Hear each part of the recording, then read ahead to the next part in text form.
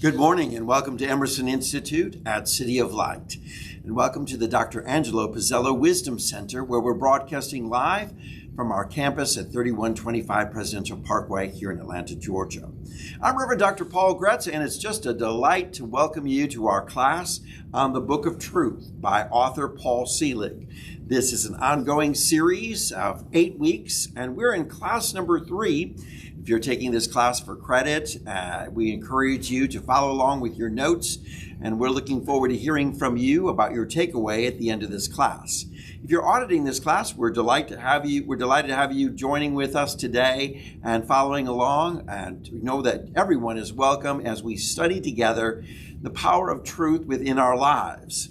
Well, we'd like to invite you to just prepare your life for this class session and prepare your mind, your whole body, posture, your vibrational frequency, as together we just center ourselves in this moment to receive the highest and best that's being offered to us, because the Spirit of God is speaking now. And so what we want to do is take some deep breaths. We're going to breathe in through our nose, hold for a brief moment, and then breathe out, pushing out all stress, tension, and just refreshing the body with good oxygen and releasing out those things that we may have been holding that might keep us from experiencing that divine flow. So let's do this together. Would you breathe with me? Breathe in and release. Deep breath in and release.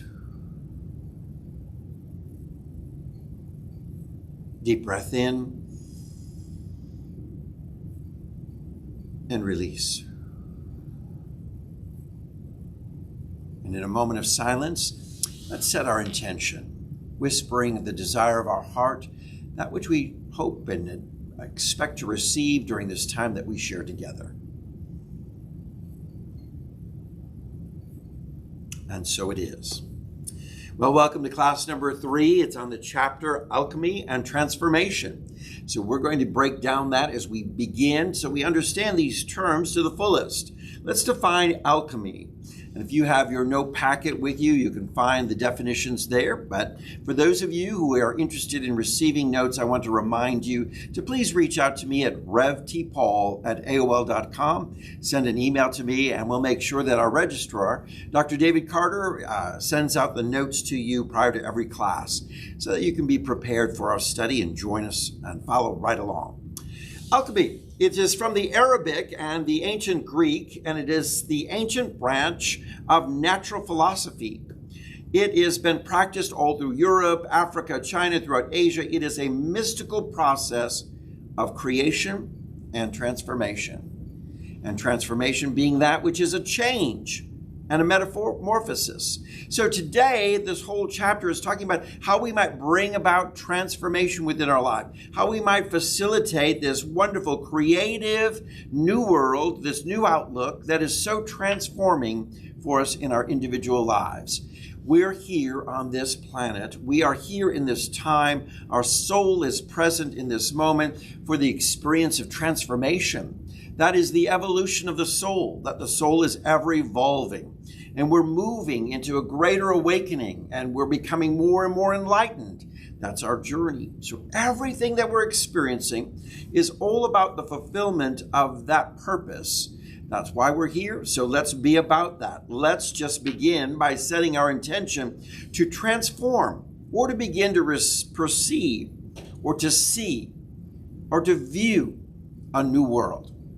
This is so important for our spiritual life, is that we begin to understand that we're called to see things differently from the physical perspective as we live and operate through the spiritual. We are spiritual beings having a physical experience.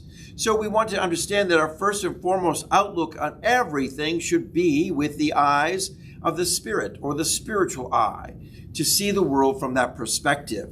But we have to set that intention. So let's just do that right now and just say, you know what, it's my intention to transform the way I look at life, the way I see things. It's my intention, and I want to begin to see a new world unfolding for me. I want to see the highest and best. I want to see the good. I want to see God at work. I want to see all these things. And I want to be able to see it on a regular basis in the journey of my life. I want to be so transformed that that's how my outlook is each and every day of my life. Because so much of our history and how we view the world has been based on something that is truly a lie, and that is the separation of man from its source. So much of our theology, even in Christian fundamentalism in our Western world, is based on that there is a big gap between God and humanity, and that something was required to bridge that gap. And in the more literalist terms, they believe that Jesus came to die on the cross to bridge that gap, where what we find is that there is no separation at all, and that Jesus represents the Christ consciousness that is bringing us together in this oneness. So the consciousness of Jesus, the very understanding of Jesus, the very teaching of Jesus is exactly what's embodied for us in bringing together, helping us understanding our oneness. For in that, the Christ consciousness, the full awareness that we are born in divine, from divine source, and that we are one with divine source, that kind of thinking, that mind of Jesus, that very Christ mind consciousness is what awakens us to understand that we are simply one. Now, here's our challenge, because so much of our life and everything we do has been built around thinking and teaching and an illustration of this separation. Why we find it even within our churches. In our Christian churches, there's a tradition of great separation. A priest separate from the congregation. An altar separate from the body. There are sacred platforms or sacred chancels or sacred areas that only clergy or priests can go in some churches. So we find this separation constantly being echoed over and over again. And even how we build our communities, we often think about separating the rich from the poor, or we think about separation in different ways that we say, well, these people aren't alike. So we want to build worlds that are separate, divided. We have lived through caste systems in some countries that are separating people. We have societal ideas of who is upper class and who is lower class. We have all these kind of concepts that we live out in our life that we've been taught that are centered around some form or idea of separation. So that separation thinking or consciousness, you know what happens with it? It creates fear. When we believe that we're separate from God and that we're operating all alone in this world in our humanness and in our shortcomings, fear rises up. And when we think that we are separate from one another, those that are different than us, we become afraid of. Anne, I think, has a comment. Yes, I think of it in terms of which comes first, the chicken or the egg, because when you're in fear, that's what can cause the separation feeling, or you can be taught we're separate and become afraid. But I think Selig talks about the fact that fear causes. Wait, I'm trying to get my thoughts together here. Anyway, when you're feeling separate, it's because you've had a thought of fear. Right. So it's like the chicken and the yes. egg. I mean, first of all, where does fear come from? But that thought that we are separate from God. Right. So that fear rises up within us because we think we're removed and we're all alone. And that separation means that maybe God is judging us and looking down and ready to punish us. And so there's fear in relationship with God. There's fear that you're all alone. There's fear that you can't make it in your own physical realm. All these kind of ideas. And then that fear of others who are different than us rises up within us as well. And we're afraid of those who are of different cultures, different sexual orientations, or different sexual identities. We just become afraid of everything that is not like us. And then what happens? The next result is that fear wants to bring about a dominance. I'm afraid of you, so I want to dominate you. I want to restrict you or control you. And so we may even find, why is it that countries go to war? Because there's a sense of fear. fear that someone's going to take over, or someone's going to attack, or someone's going to have dominance over them. So we find rising up war as a result of this fear within us. And since fear is a lie, what happens then is what is claimed in fear is not born in truth. So no matter whatever we're doing, that we're doing out of fear is not from truth. Fear is a lie. That lie is that we are removed or separate from the divine. Wow, now let's just think for a moment. If we are not removed, if we're not separate, that means the divine is working in us, through us, around us, and always for us. We are the revelation of the divine, and there is no separation whatsoever. So when we grasp this truth in our life, it is one of the most empowering things to live this fearless life that we're called to live. So we need not live in fear. The only time we rise up in fear is when we buy into the lie in any way that we are separate or removed from God. Now, if we are one with God, what is there to fear, right? God's leading, God's guiding, God's protecting. God is the light that's shining within us. There's all this wonderful understanding that just brings a perfect peace to our lives. But when we buy into the lie that we're separate and we're on our own, all these people have said to me, what, you haven't bought a gun yet? Oh, aren't you afraid? Aren't you terrified? We need to have a gun in our house. And you need to have a couple of them. Now especially you're living alone and some stranger comes in and, you better have that weapon by your side. I said, I'm not afraid. I'm not living in fear. God is, watching over me. That wonderful power and presence is there. I don't need a gun. That gun simply says, I'm afraid that something is going to happen to me or someone's going to attack me. So why on earth would I buy a gun? I don't need to live the lie. I know the divine presence of God is watching over me at all times, and I'm surrounded by that wonderful presence. There's no fear.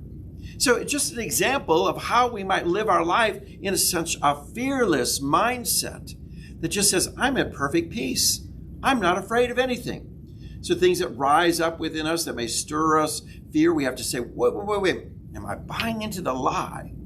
Am I buying into the lie that somehow I am separate from the divine? And if I remove that lie, then I know that I'm completely whole. I'm at perfect peace. I want you to know that the presence of God is with you right now. And what is the powerful statement that we add to it? That presence will never leave you nor forsake you. I don't care where you are. You're at home at 3 o'clock in the morning in your bed. That presence is there with you. You're at home all alone and you may feel like the power went out and you're all frightened and scared. You know what? That presence is with you. God is with you in every single moment, in every step of your life. And if you just simply acknowledge that by trusting in the Lord with all your heart, leaning not on your own understanding, but acknowledging God in all your ways, God directs your path, guides your path. This is the very promise of God found in Proverbs 3, 5, and 6. So we need not live a life full of fear at all. We can be fearless.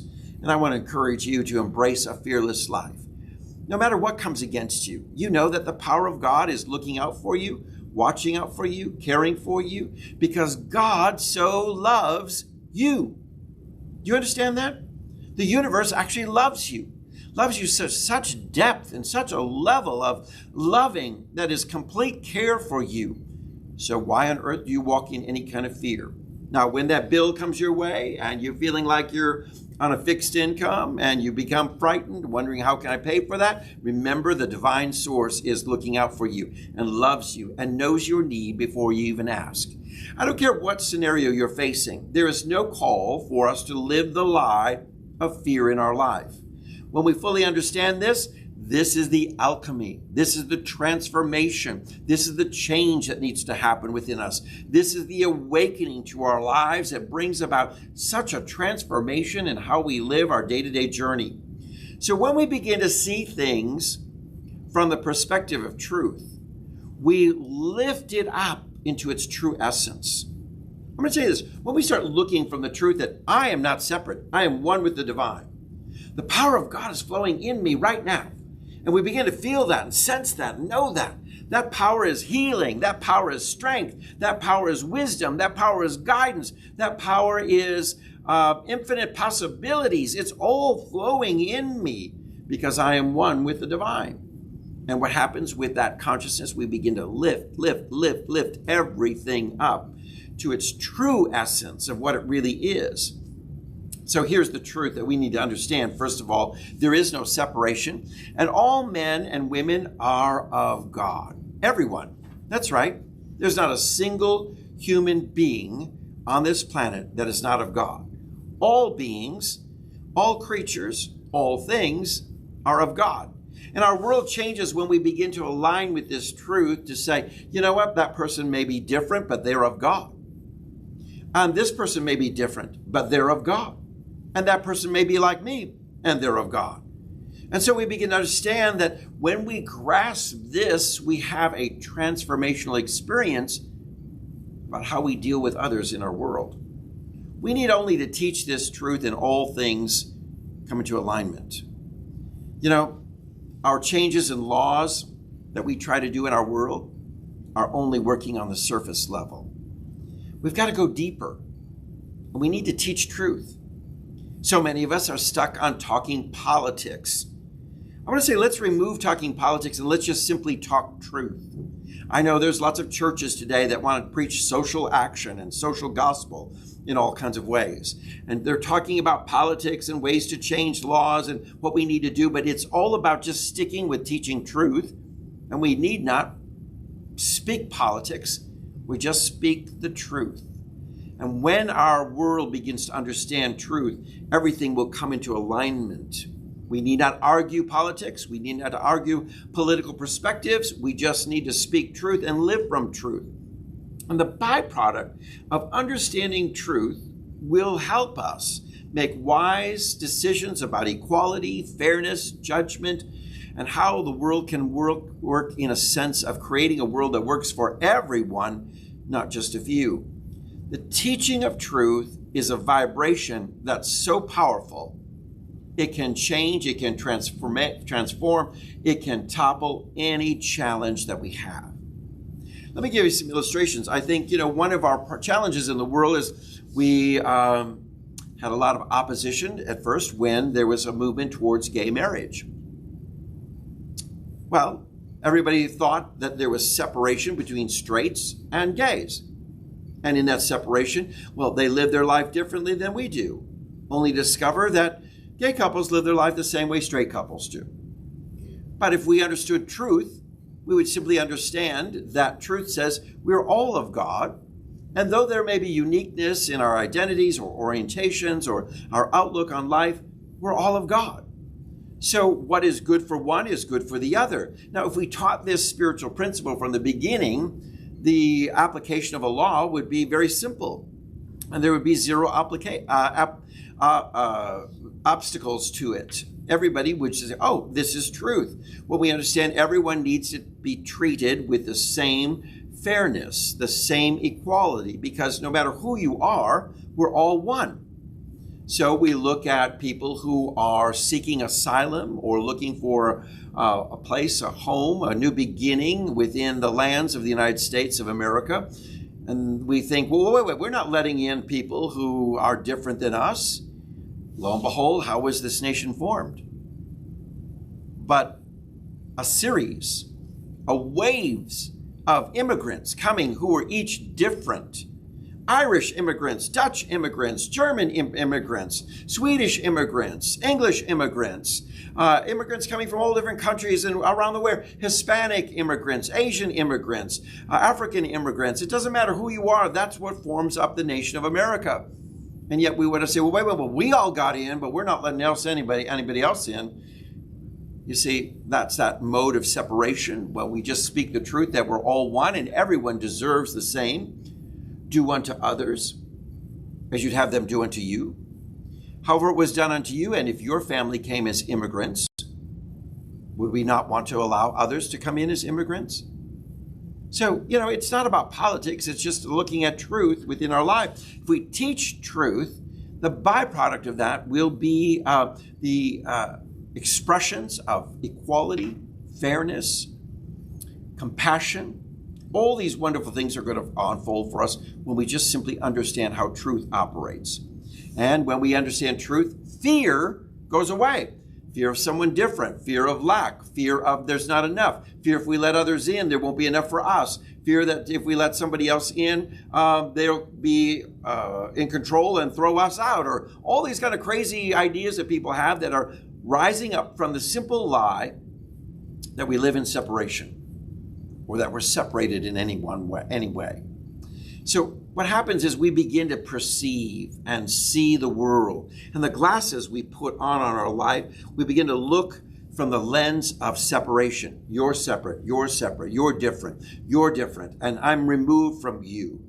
And so when we become people who just embrace this separation, we become afraid of one another, and we begin to act out in that fear in ways that I need to regulate you, I need to manage you, I need to restrict you, I need to create laws that may just keep you in your place, whatever it may be, rather than expressing the freedoms and liberations that are found when we embrace truth. Truth will set you free. Truth will. Not law, but truth. So if we live and simply embrace truth at all times, we're going to perceive the world differently. For how you perceive something is so essential for you to understand. How you perceive. You look at any circumstance, well, even you watch the news and how you perceive that. We have people who have different opinions about everything that's going on in America, and they perceive it from this view or that view. Because how we perceive is so important. For how we see things is how we shape our reality. How we see things is something taught in our history quite often. And we keep repeating our history by seeing things the same way. So racism continues to rise up. When we begin to think of people in fear and in separation, how do we eradicate racism in our world? We teach truth. Truth. We are all one. There is no separation. We are all expressions of the divine, and we are all part of the divine source. So until we begin to see things from that perspective of truth, we're going to keep repeating history. And we wonder why we thought, didn't we not deal with racism 20 years ago? Why are we dealing with it again? Because it keeps repeating it over and over again, because that's the lens that we put on, and we're looking through those glasses of a perception of separation. So we're constantly thinking, well, you're different. You're different than me. We need to separate. We need to be, yes, everyone has their own beautiful uniqueness, but we're all created in the divine source. We're all created in the divine image. We're each and every one a reflection and a revelation of God. So as long as we keep attending to the symptoms of our misalignment, we're trying to correct them externally. And we're going to miss these opportunities to transform the world. So we're constantly doing things from the external, rather than teaching truth. Wouldn't it be amazing if we just let our children be and not teach them separation, racism, division, not judging, and remove all condemnation? Wow, because children have this innate thing within them to just love one another. And I see kids in neighborhoods playing with one another, having a great time, and, just not even thinking about any kind of form of separation, that they're just all one, My grandchildren live in a condominium development, and everybody hangs out, and there's a lot of diversity there, and all the kids are having a great time. Just until someone comes in along the line and begins to say, well, they're different, or we don't like the way they do things, or, and that creates that separation and a disappointment and an idea that, oh, wait a minute, I really was fond of this person or that person who was different than me. But then we begin to echo over and over again the thoughts, the perceptions of our history, and we begin to just go into a cycle of repetition over and over again. Now, the world we know must be disassembled. That's right. We need to rebuild our world. from a different perspective, seeing our world from a different point of view. It needs to be disassembled in order for you to comprehend the truth. Stop repeating, stop claiming, stop following our history, our past, the past way of seeing things, the past way of perceiving things, the past way of looking at stuff, and let's begin anew. Let's begin to see things through the eyes of God, in a Christ consciousness, in the alignment with truth. Our history and our past way of seeing, well, it's always present, and it keeps repeating itself over and over again. When we align with truth, we move outside of what has been our past and what our past saw and what our past created. When we align with truth, we have the opportunity to truly change the repetition of history, repeating over and over and over again. What lessons did we learn from the Holocaust? We think about the treatment of Jewish people and what the Holocaust did and how horrible that was. We still have anti-Semitic attitudes still rising up today. Did we not learn from our history? Why did we not learn? Because no one taught the truth. Everyone thought, oh, it's a shame, it's a sad thing, and whatever, and we just dismissed it, but we didn't reinforce teaching over and over again the truth. You know what? There is no separation. We're all one. Norma has a question or comment. As you're talking, I'm beginning to think about all the marches and the Black Lives Matter and all of the turmoil that we've been going through since God knows when. Does none of that do any good? Do we have to wait for each individual to transform until there are hundreds of Right. And I think one of the things that we do, certainly we just need to, if we're marching, let's march in truth rather than in some political perspective. So we need to educate. So Black Lives Matter is saying these lives matter as much as everybody else's matter. It doesn't say that, because a lot of people say, wait a minute, why don't we say all lives matter? Well, we know that. But in the all lives matter, we have to acknowledge that there's a group of people that feel like their lives don't matter. So how do we join with them in saying, yes, we're in agreement that your lives matter as much as everybody else's lives matter. So what we want to do is really, rather than get into the politics of things and polarizing people, let's just speak the truth. And the truth is that all men and women are created equal, and everyone is a divine expression. So let us see that perspective. Let us see the world from that view. And you have a comment. Yeah, I was watching the Dalai Lama a little bit, and he was lecturing, and he said he thinks education is about teaching our children hygiene, but in addition to physical hygiene, teaching them mental hygiene. And that's what you're saying, I think. Right. That teach them how to think and teach them truth and teach Right. them we're all one. Yeah, and to think positively. Right. You know, when you look at fear to me is like an umbrella. And when I get negative feelings like maybe jealousy, and I try to deal with that jealousy, and when you think about it, it all comes from fear. You're Right. afraid you're not going to have what that person Right. has, and so that creates the jealousy. Yeah, this is taking me a lot deeper now. Wonderful. Yeah. Yeah, I think we just have to understand how fear impacts our life and takes us to so many levels in a downward spiral when we're embracing that. So, and I firmly believe that what we need to do is teach truth to our children. Our school systems and our education systems are, we're passionate about good grammar, English, algebra, whatever it may be, mathematics. So we want to make sure the children understand that. Yet we send them out into the world, and what's most foundational is that they would understand truth. Yeah. Far more, because how many of you used algebra today?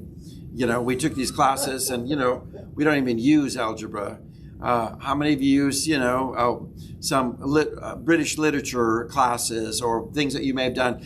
We don't use a lot of that. That's part of our education system, and I'm not saying don't teach it. I'm just saying what we are missing is a great component, and that is the teaching of values surrounded around truth and what that means. And if we can really do that in bringing up our children, train a child in the way he should go and he will not depart from it. And that training a child is the teaching of truth. And they'll always embody that. That a lot of people think, well, train a child in the way he should go means get off that switch and whip him a little bit, slap him up a little bit, spank him, because that's the way you train a child. But that's just training punishment and fear. It's not teaching truth, and that which would truly empower a child. Okay, Steve has a question. Yeah, I agree. The core curriculum in a lot of places, they don't have an ethics class. They ought to have an ethics class as part of their core curriculum. We ought to have an ethics class, Steve says, for our core curriculum. Amen. Yeah, well, And two things. One of my favorite authors, Alexander McCall Smith, he's Scottish and he taught ethics. And in his authorship, in the books that he writes, you pick up his ethics, his kindness, his beliefs, his positive thinking, his humor, his whole personality. And I agree with Steve. I think there should be an ethics. I don't remember what else I was going to say. how wonderful. You could imagine if we as children, if you and I could go back to our childhood and someone was teaching us just basic principles of things like, as you believe, so shall you receive. The real understanding that as a man thinketh, so he is. And you would think about if we really understood that to the fullness, how successful we might have been, or more successful that we might have been throughout the beginnings of our life. We would have operated in less fear, and we would have operated in more confidence and strength.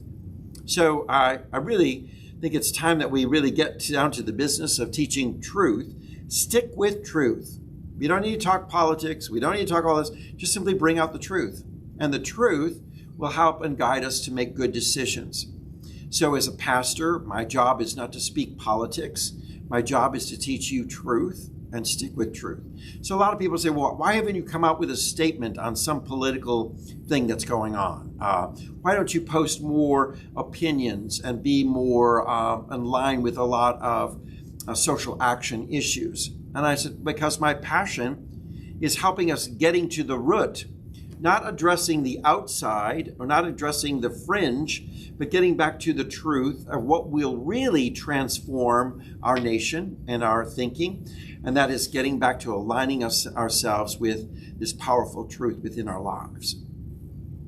I think it's so essential, we're even looking at here of how we operate spiritually, that we want to remove all forms of separation. So if you notice during the years of pastoral ministry here at City of Light, we've removed robes, we've removed albs, we've removed barriers of altar tables, we've removed all kinds of things that are symbols of any kind of separation. As a pastor, I am referring to myself more as your spiritual coach than I am your, shall we say, the holy reverend, to be revered and please kiss my ring, or those kind of attitudes that some may have as clergy. It is more just, we're all one in this together. And how we live out this life means we want to remove all these obstacles and barriers that would say someone's better and someone's less, or that we are some way removed in any way. And someone was talking about attending a class where the instructor said, no comments, don't interrupt me, don't raise your hand, don't speak, don't do anything, because I am, I'm here to just get out this information to you, and you know nothing, and I don't want you to interrupt the flow of the one who knows to the one who don't know. And I'm like, I don't find that that's the experience for us in learning, because I love your comments. I love your input. I love the exchange, because I want to learn as well. And sometimes you say such powerful things that I'm going, wow, I wish I had said that, because I'm learning from you all. And we share in this dialogue. And we learn linearly, shall we say, rather than top down. We learn horizontally from each other. And through the experiences we share, the comments and the learning. because we're all one. Now, I may be the appointed teacher, but doesn't mean that I'm any better than you, because you are just as good as I am, and we are all one in this experience. And there is no separation. So we do our best to try to embody an experience that feels a sense of oneness in everything we do. That's why prior to the COVID-19, we were doing a roving mic at the end of the talk on Sunday morning to say, what's your takeaway? What would you add? What did you experience? And we enjoyed the congregation speaking and doing sort of, again, a horizontal experience of learning and sharing together rather than a top-down kind of thing in our education experience. So we're trying to remove all these aspects that somehow echo any kind of separation within our life. Our first order of business is always our alignment with truth. So this is why it's so important. Do you understand? Our first order of business is, am I in line with truth? And when we do this, you know what's going to happen? We're going to see a new world that is already present. It's already here, but we can't see it. So we have this beautiful passage of Scripture that says, behold, I make all things new. And I want you to personalize that. Behold, meaning when I see, and that which I'm looking at, I make all things new. I begin to see the world from a whole different perspective. Rather than looking at, people coming across the border, trying to get into America, and we're just, saying, how dare they try to come across the border? We need walls and barriers. How about we just think about seeing things differently? People are seeking asylum, sanctuary. They want the highest and best for their children and for their families. They're seeking opportunities. And isn't that exactly what our forefathers came to America to do?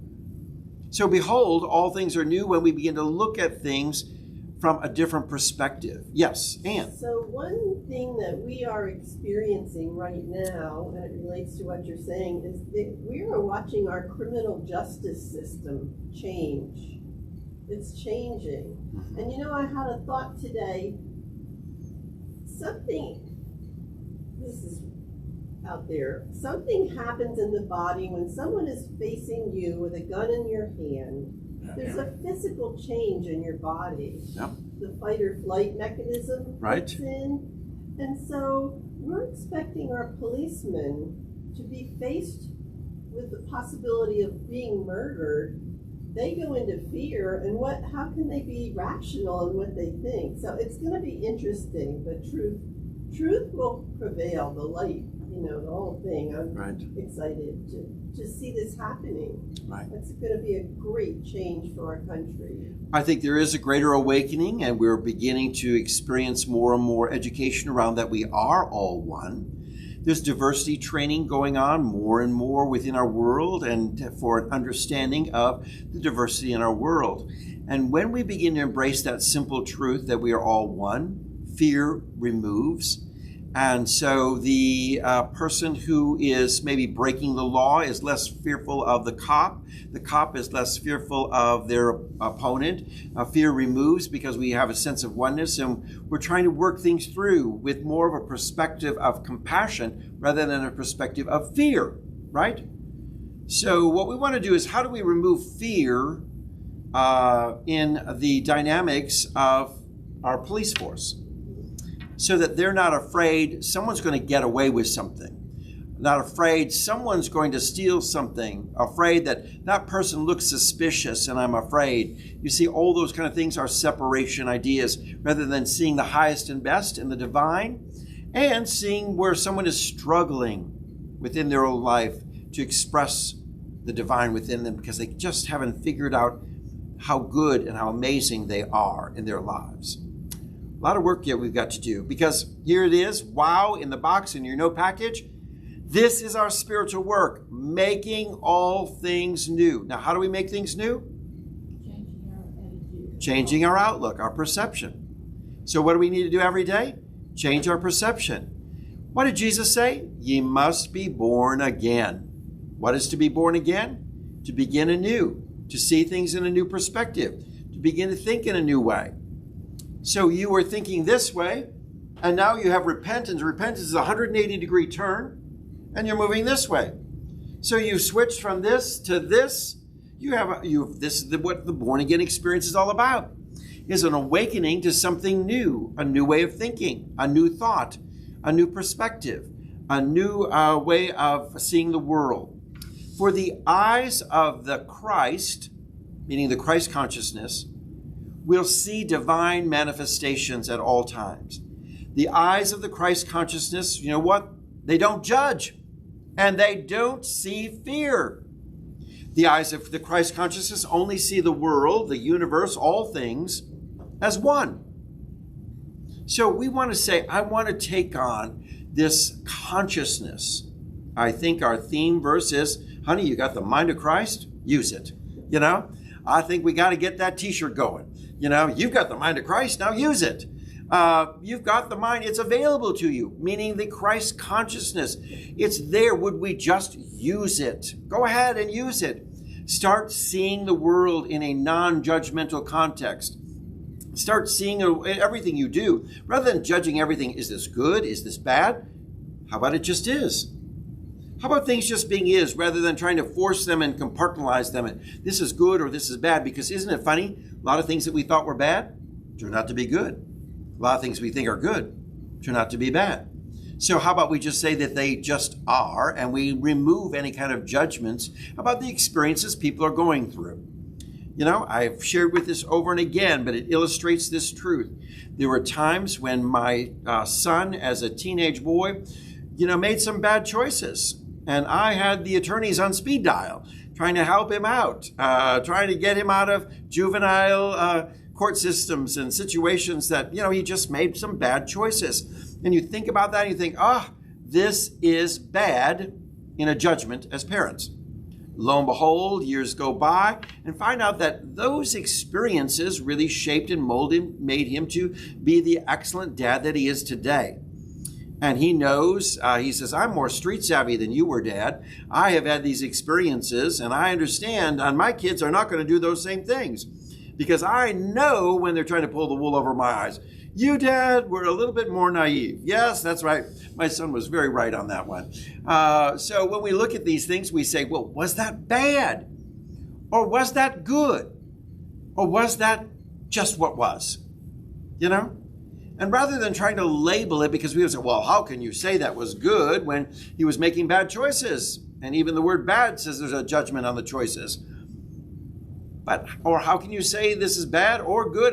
Well, let's just eradicate any kind of judgment.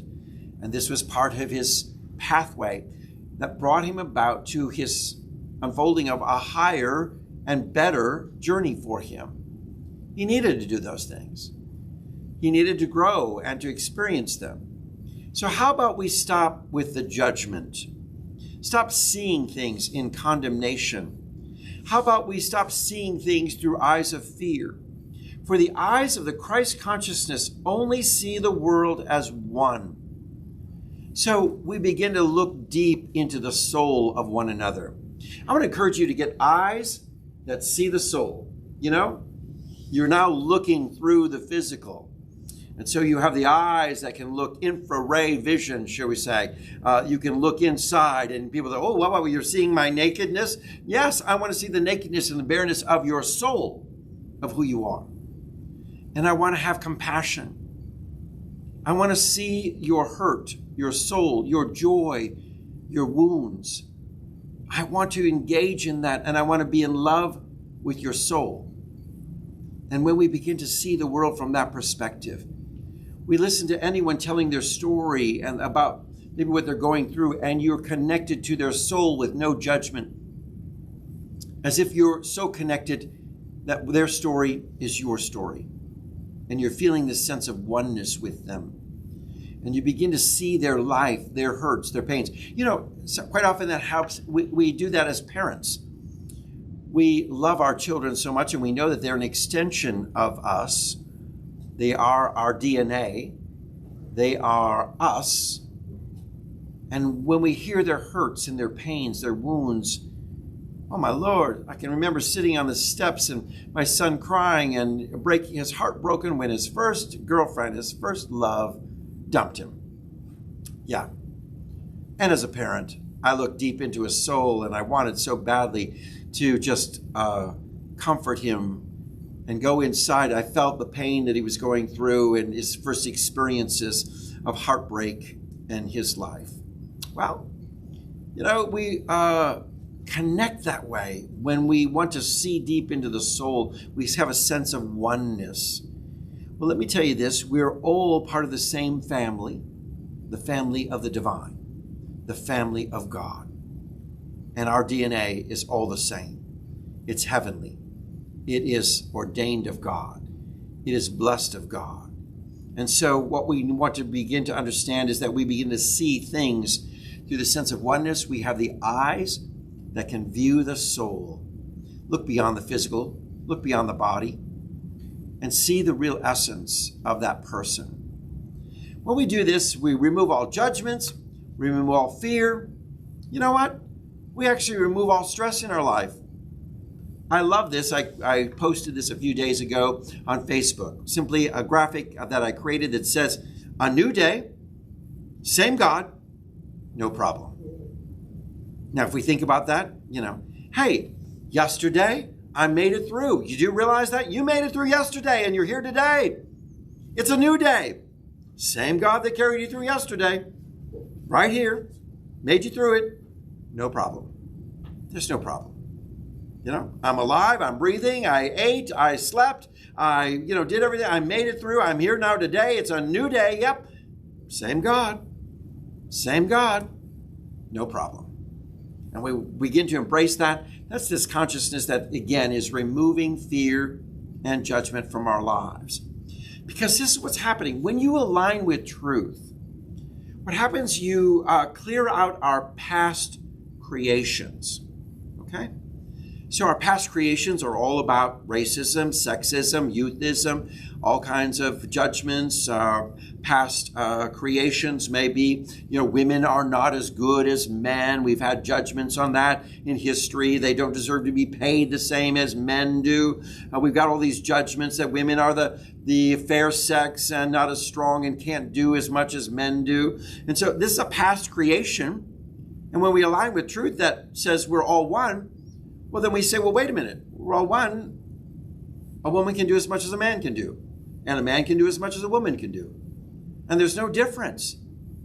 They might be expressed in their own unique way based on their gender, but it doesn't mean that we limit one another or we judge one another or we hold back or we don't provide for one another in the same context. And we need to clear out those past creations, past ideas. And when we align with truth, we begin to let go of those. We begin to set our world free from those things. These things were created in fear anyway. They're created in fear. Men wanting to be in a patriarchal mode, wanting to control women. Put all kinds of laws and crazy things on restricting women and their freedom of choice, their roles, even the right to vote. Can you imagine? We began a nation and said women can't vote because only men can, and that was the founding of our nation? What a shock that we weren't aligned with truth. So let's recreate those things, reclaim our world, and begin to see things in a new way. And when we do, we're going to stop recreating history, stop repeating history over and over and over again, because we need to teach truth and align ourselves with truth, that we're all one. What will happen is then these ideas of sexism will be eradicated. The ideas of ageism, that somehow older people are not of value and younger people are of greater value. There's this crazy ageism, or there's a sense of young people don't know enough and they're idiots and they're too naive or whatever it may be. And we've got ageism going, yet not understanding that we're all one and that we could receive a lot of great good in our world from each one's perspective. And we allow the oneness to begin. So let's begin to hold on to truth that helps us see and reclaim our world brand new. But remember, this new world cannot be claimed until we first realize it is possible. So we've got to realize first, it's possible to reclaim our world. It's possible to transform our world. It's possible to recreate and change the world around us. It is possible because there's a whole other world out there and it's operating at a higher vibration. It's there, you know? I want to tell you this. There is an amazing experience of heaven right here and now going on. A lot of people aren't experiencing it though because they're not aligned with truth. They're not awakened to experiencing it.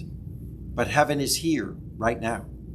Heaven being that complete peace, that wonderful place of joy, and illustrated with so many metaphors in Scripture. And we think that's someplace we go when we die. But heaven is right here. Heaven being this higher consciousness, operating at a higher vibration. And it's going on whether we're in tune with it or not. There's a lot of things going on in the world that we're oblivious to, you know?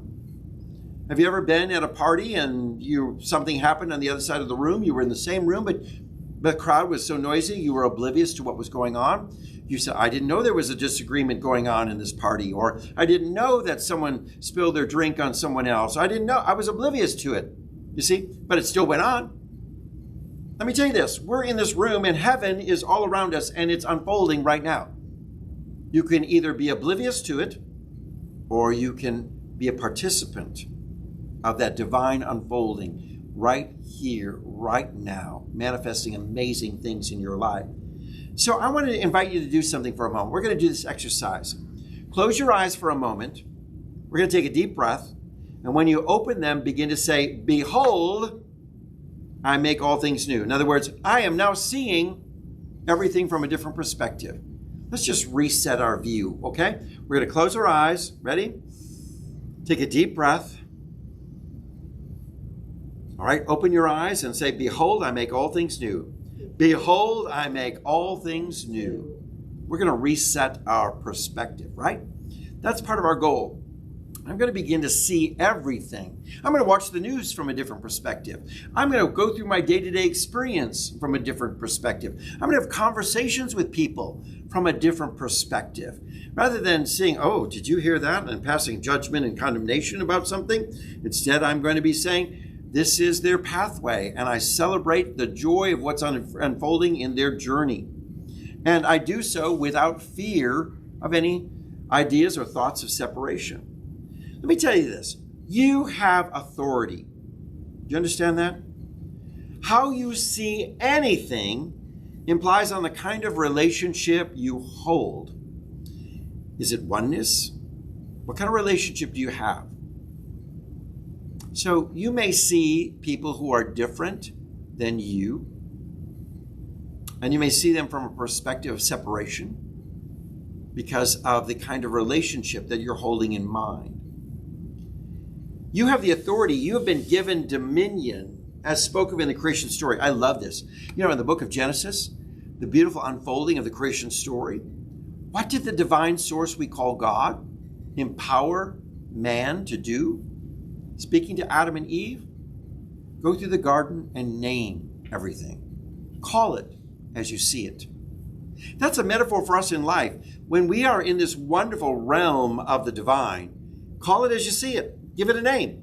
You know, what a name is, a name defines its character. A name defines its outlook, okay? So we name something, and we give it a name based on how we want to experience it or how we may perceive it. So what are you going to name your day? You have the authority. How are you going to name your day? What will you call it? You have the authority. You have the dominion to name the day, to name it, to see it, to behold it, to have the power to decide to see things as they truly are, not as you've been taught. Because you've been taught a lot of stuff. In time, we got to let go of some of the things that we've been taught. Every year, you're going to get a cold. You've been taught that. Get ready.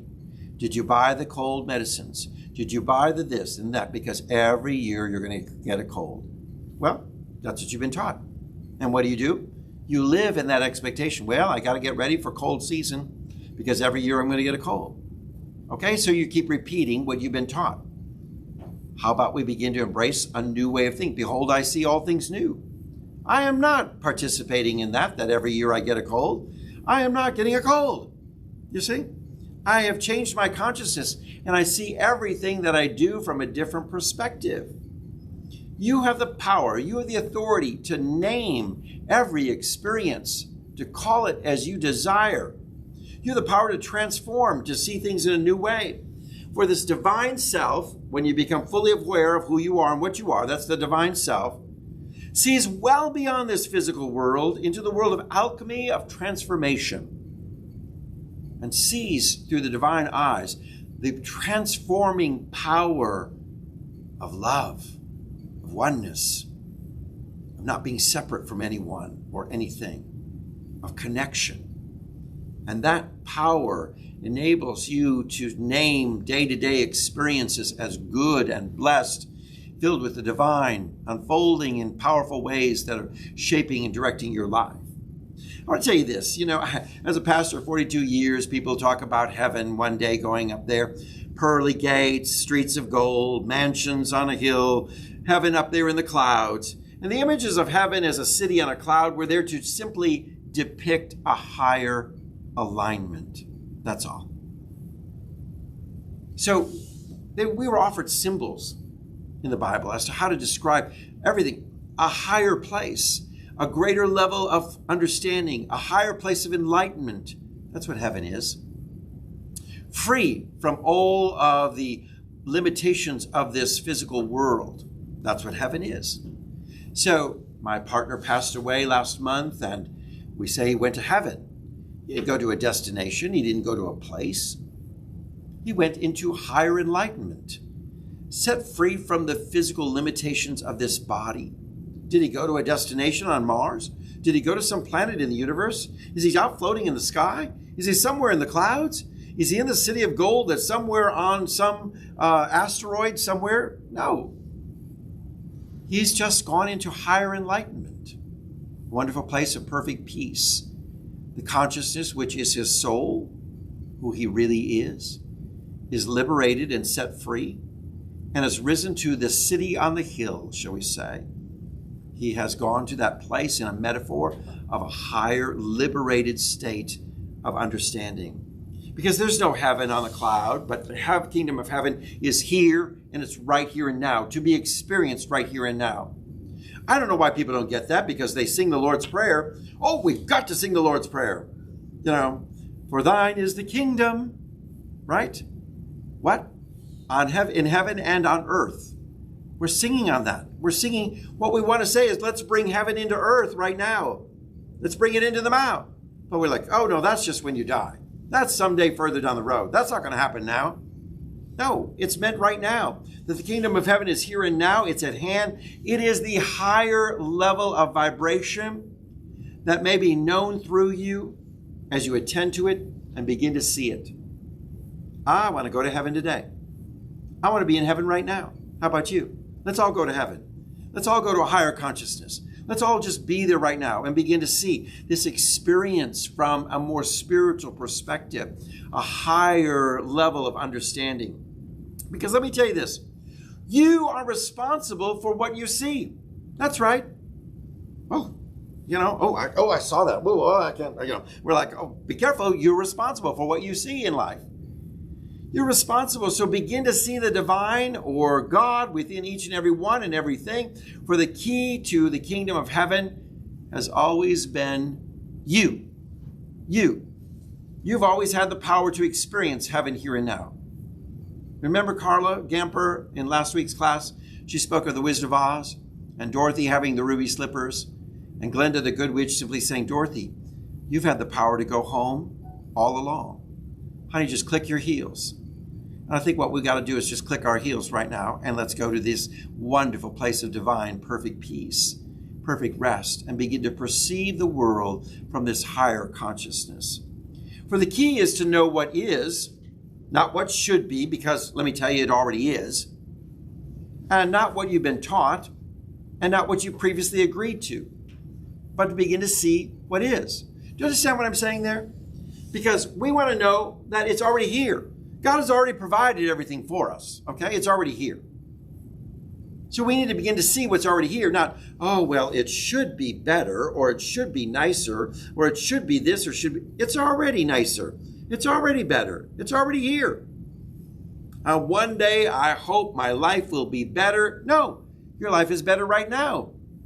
If you begin to know and see from that perspective, because we've all been taught life is the pits. How many have heard people say that? People have even had t-shirts going around, life is the pits, and people begin to claim that, life is rough, life is tough, life is difficult, life is full of sorrow and sadness, life is this, life. We've been taught that.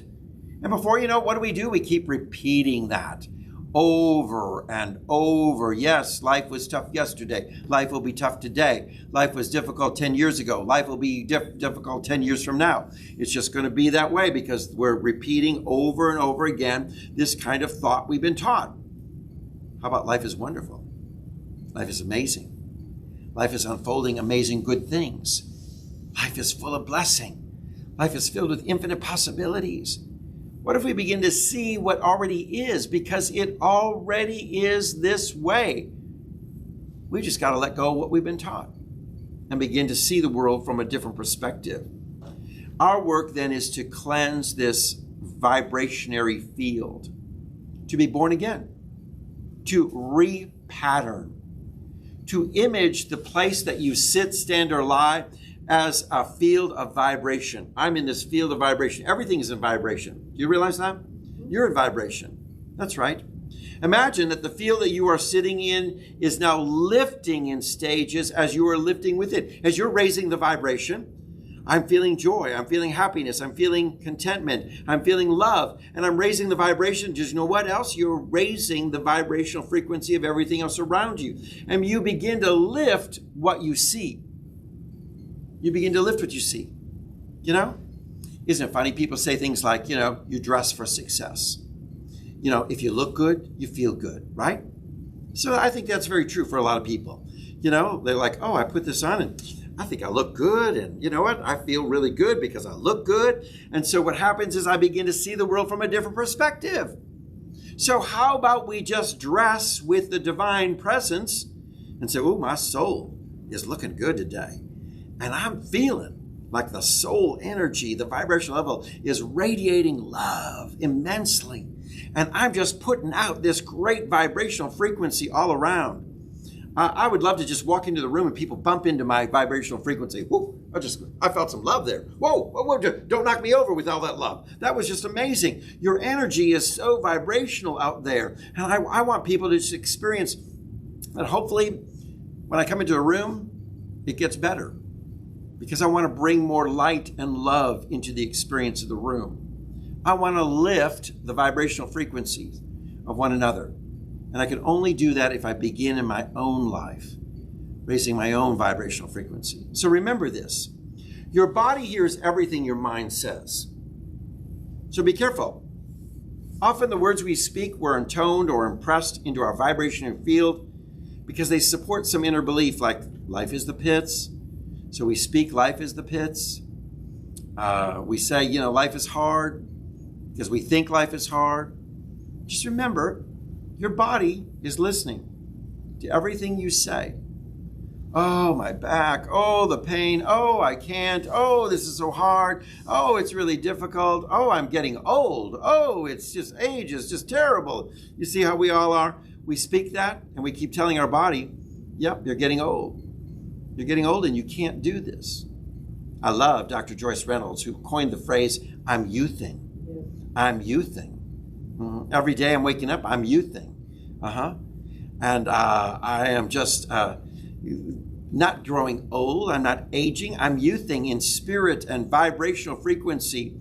I think I'm becoming more childlike. I want to tell you this, in our spirit life. Rather than seasoned and old and jaded, my child life is wanting to say, even at my old, mature age, even in my youthing, I'm excited about adventure and possibilities and things unfolding for my life. That's what helps you youth. So you tell your body that, I'm youthing.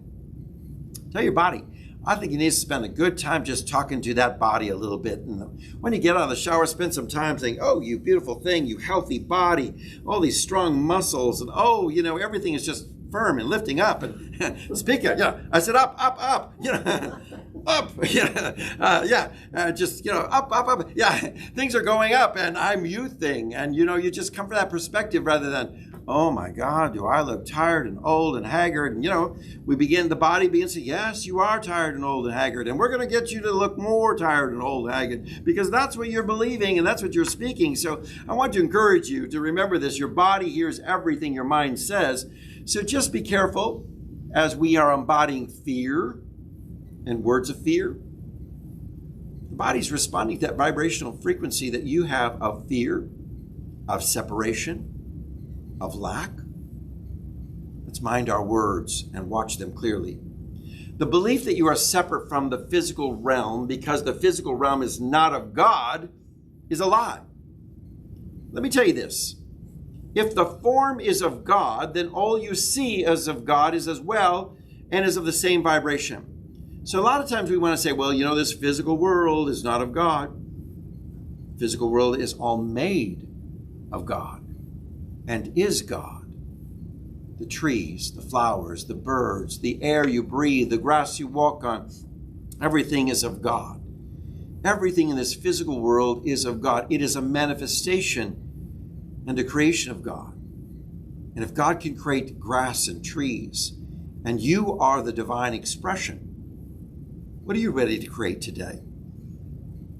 Because you are a creative being. What are you ready to create today? This is beginning to see life from a different perspective. So lift your vibration by seeing your world in the new, not in the old. Realign your relationship to everything and say, there's no separation. I'm so one with you, and I'm one with you, and I'm one with you. I'm one with this room. I'm one with everything. I'm one with nature. I'm one with the trees. I'm one with the birds. I'm one with my dog. I'm one with my car. I'm one with everything. And I have this wonderful vibrational frequency that I feel aligned with it. So begin the work of alchemy, transformation, change within you. And it is this bold statement we began our class with and our notes end with. Let us begin by setting our intention to transform and begin to perceive, see, view a new world. Well, thanks for being with us today in our class. This is class number 3 on the Book of Truth. I hope you enjoyed this study about the chapter on transformation in our life and how important this is. I would love to hear what your takeaway is. And unfortunately, I'm not sure that today we have got anyone watching our Facebook, so we apologize for that. But if you have a takeaway, go ahead and type it in. For those of you who are joining from our live streaming or our YouTube channels, we appreciate it so much. We'd love to hear from you. I'll be looking at those takeaways later on in the day. I won't be able to address them right now because we have lost our capability today to be able to monitor our Facebook comments during the class today. But let's hear from those students who are gathered in our classroom. By the way, we want to encourage you, if you'd like to join us for in-person classes, we are social distancing and people are safe, and we're doing everything within the lines and guidelines, and we're doing great. And so many of our students, I think all the students present, have already had their vaccines. So we're excited about that. Great. So know that you can join us at any time for our class sessions. Join us on Thursdays at 10:30, or join us on Tuesdays at 7 p.m. for class offerings here at the Dr. Angelo Pizzella Wisdom Center at City of Light. Now let's turn to our students and let's find out what you are taking away today. Let's go to Anne and let's see, what is your takeaway from today's class session? Well, one word that, besides what I've said all along, one word that popped into my mind was discernment. You talk about words and their meaning to us, and I looked it up on my phone and it just means perceive. But my question would be, how do you're teaching us in a way that's causing us to think. How can we help each other once we have this process in place? How can we help the world with what we're learning here? Well, we live out our truth. We live what we're learning. We practice what we're learning. I have to say this, my partner of 21 years, came into relationship with me having zero church background or really an understanding of spirituality, kind of a mixed hodgepodge of it, occasional attendances at different church gatherings. Robert, over the 21 years, I never preached to him. He just sat in the experience and saw and observed. And in the later years became almost a teacher for me and saying, remember, as you think, so it is. Don't be thinking evil or don't be thinking bad about this. And it was so wonderful for him to turn around the teaching to me. And I wonder, where'd you get all that? Well, you just live it. And when you live it with others, they observe it. You don't have to cram it down their throat. You don't have to get a bullhorn and stand on the corner and yell and scream, think a new thought. We don't have to do any of those kind of things. We just live it. And there's a wonderful evolution that begins to happen. As the light shines in a corner of darkness, people are drawn to the light and there's more illumination that comes. So just be the light in a world of darkness. So and I you'll can be watch a speaker on Facebook or something and say to myself, because I feel, that just doesn't feel right. I don't agree with her or him, but we don't have to change anything. That's our truth. That's getting in touch with my truth. And I guess as long as it doesn't hurt anybody, it's okay to disagree. Yes. We disagree with love because we look into their soul and see where they are. And it's not a judgment, but a knowing that they're on a pathway that's different than us. And we're all on a pathway. Yeah. And many of us are at different places. And our job is to just radiate what we know, speak what we know, live what we know, and be the transformational energy that raises up the vibration. Let's go to Brenda. What's your takeaway? Thank you, Anne, by the way. I was just reminded that we are all different and that it's this time on earth is just for us. We maybe like to project it onto other people, but this is our turn to enjoy our heaven because we have a body. God gave us an earthly body to enjoy the earth.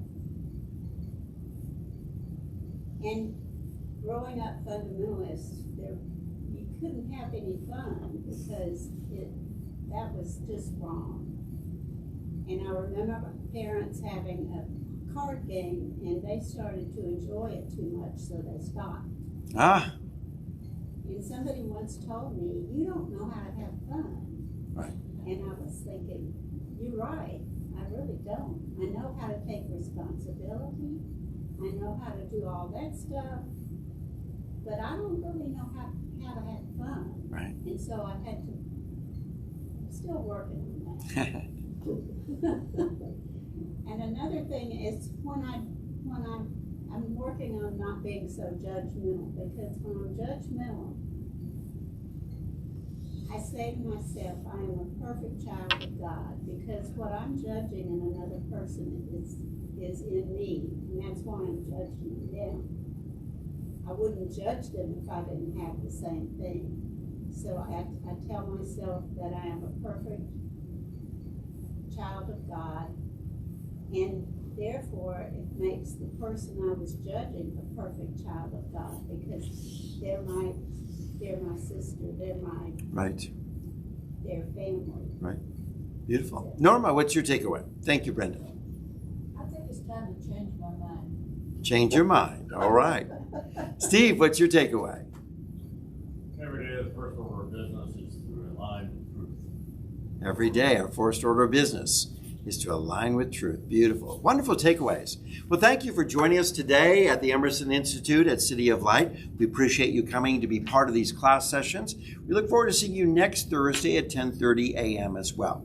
Now, if you've enjoyed this class and it was meaningful for you and you felt just uplifted, or you're challenged to be more aligned with all that is of good and of truth, well, I think in great gratitude, the universe offers us opportunities to sow and reap.